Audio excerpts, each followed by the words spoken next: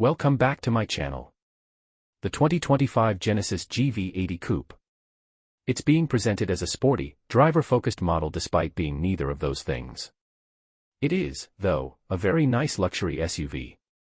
Our only real beef with the new GV80 Coupe is that it's trying to be something it's not, when it ought to be leaning into what it is, instead. The GV80 is the brand's flagship luxury SUV and a very good one at that.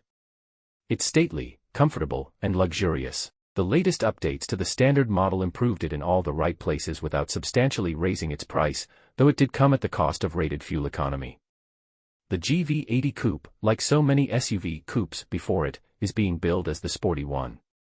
It's only available with the bigger twin-turbo V6 engine. You can also get an electric supercharger tacked on that's good for another 34 horsepower and 14 lb-ft.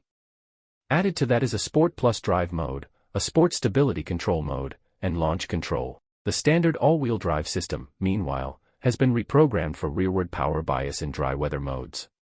While the suspension hardware is unchanged, Genesis claims substantial tuning work has been done to make the GV80 Coupe sportier than the standard SUV.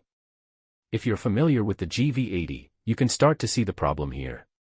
As nice as it is, it's not sporty to begin with, and that's fine.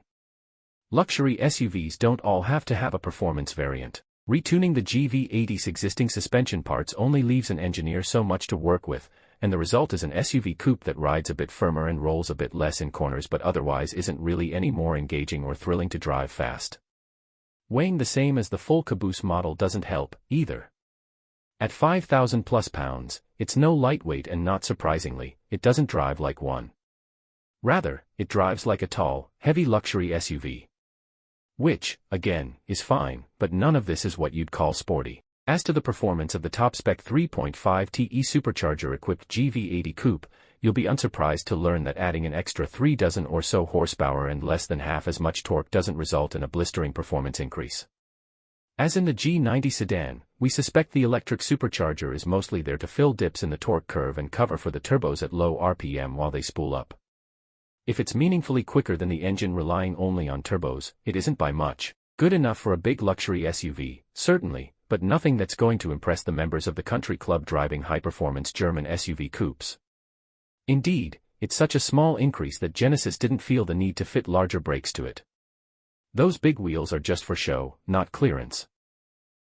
Ignore all the sporty ego boosters and see the GV80 Coupe for what it is, an even more stylish but less practical version of the two-box luxury SUV you know.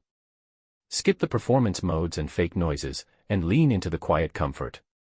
Get the coupe because you like the way it looks, not because you want to set a Nürburgring lap time on your way home from the country club. Just keep in mind, style comes at a price.